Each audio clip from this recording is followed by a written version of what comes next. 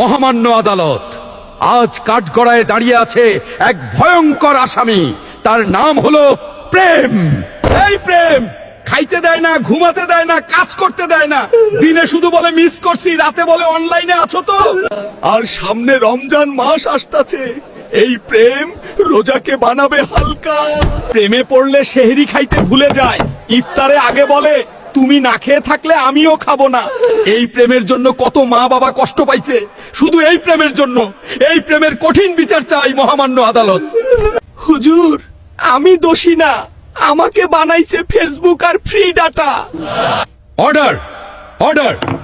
সমস্ত সাক্ষ্য প্রমাণের ভিত্তিতে এই আদালত ঘোষণা করছে যে রমজান মাস পর্যন্ত প্রেমকে ডাটা প্যাকেট ছাড়া রাখা হবে। দিনে 5 ওয়াক্ত নামাজ, রাতে 1 ঘন্টা ঘুম বাধ্যতামূলক।